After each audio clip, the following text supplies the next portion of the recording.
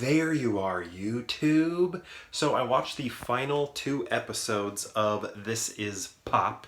Those episodes are titled What a Song Can Do and The Brill Building in 4 songs. Is that right? Something like that. The Brill Building in New York City in 4 songs. I think they're talking about the building through 4 songs or something like that. Not something like that. That is what it is.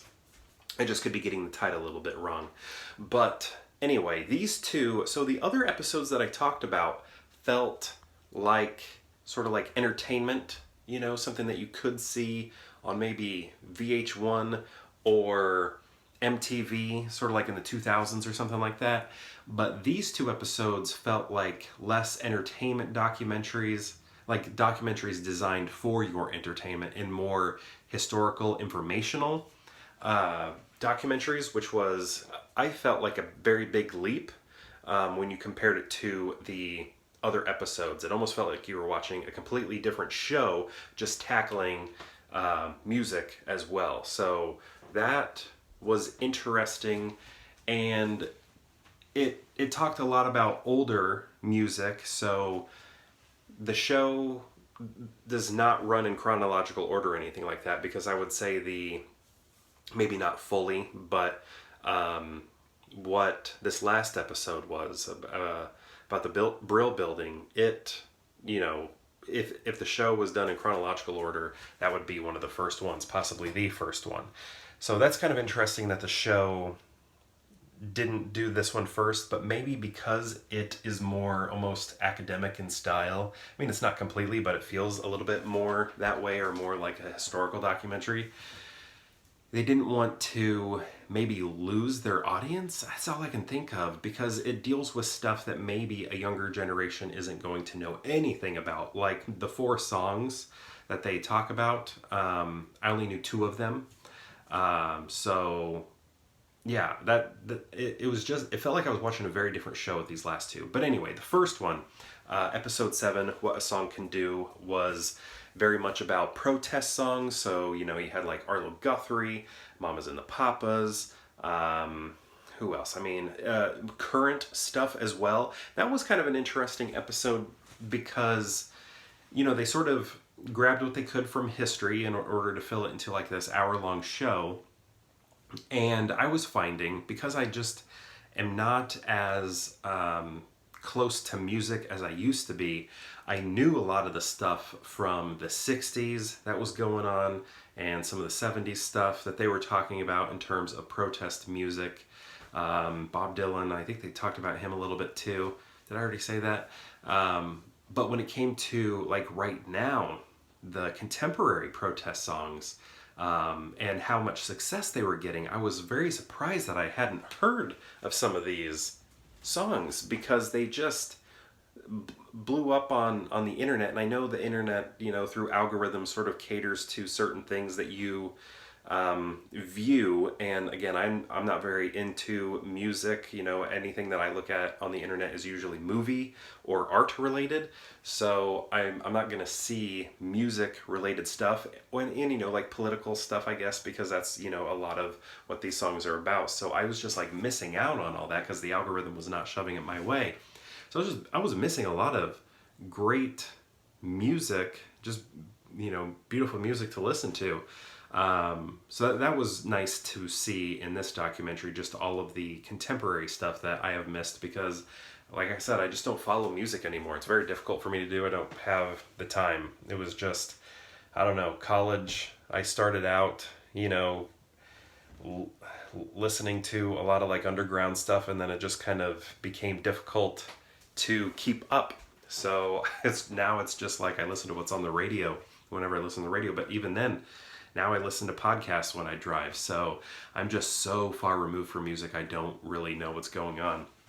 But yeah, that protest episode was really interesting, a lot heavier than the previous episodes. But the final episode, episode 9, about the Brill Building, again, this one felt very historical, tackled 4 songs, Neil, oh no, what's his last name? His song is called Oh Carol, and it's a song he wrote about Carole King, who he was dating at the time. And it was, like I think 58 song, maybe 1958 or something like that.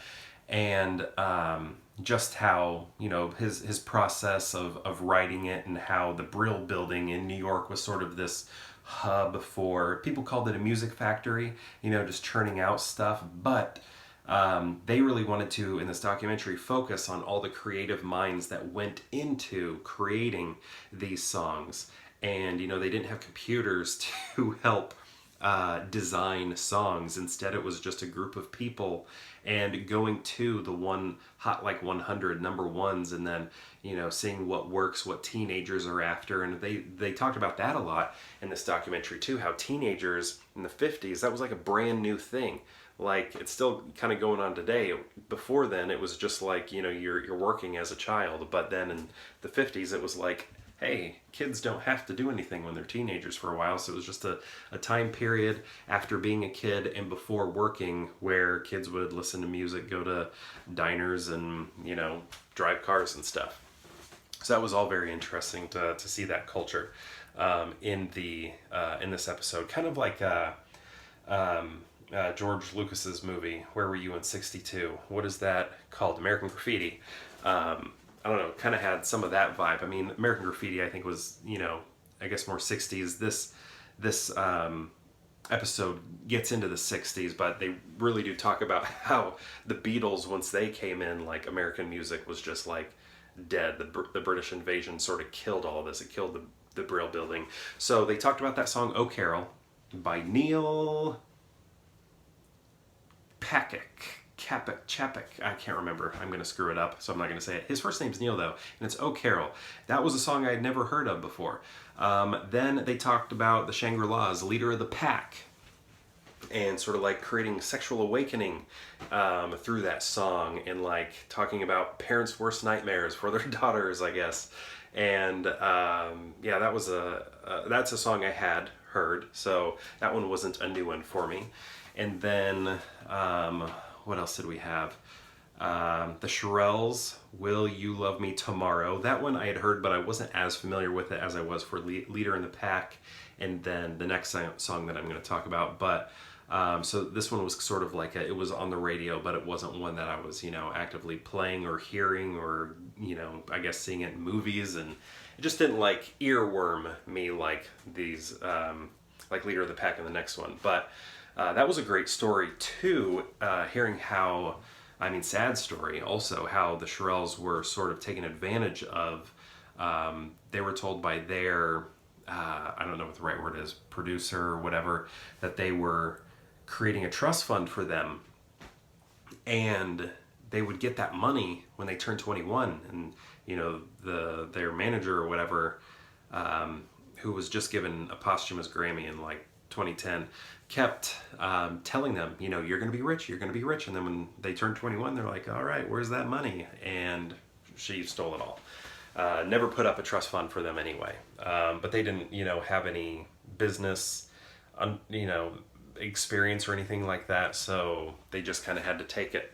But I think they did get lawyers involved and things like that. So I'm not sure what ended up happening. I didn't fully get a clear grasp of what that was, but that was a very interesting and sad story. And then the fourth one was Sugar Sugar by the Archies, that cartoon. And the writer, I can't remember his name. I feel bad for that. But because he had a lot of great emotional things to talk about the Brill Building, and he kind of had like a Jeff Goldblum to him, I thought. But I don't know, I loved watching him on screen and sort of reflect on the building. A lot of what he was doing was taking place in front of the building when he was talking about, while he was there and writing music. But yeah, that song, I know very well. I think, in movies, like Now and Then, I'm pretty sure it's in that movie. But yeah, and then in the documentary, they had people like sing an updated version of it, which was kind of nice.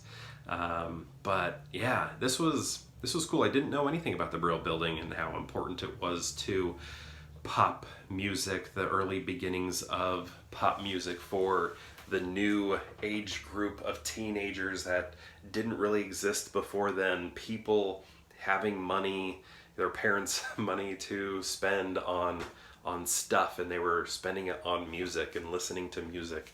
So I don't know, very good episodes. They did feel very different than the previous episodes because again, it felt almost more informational documentary than like entertainment documentary.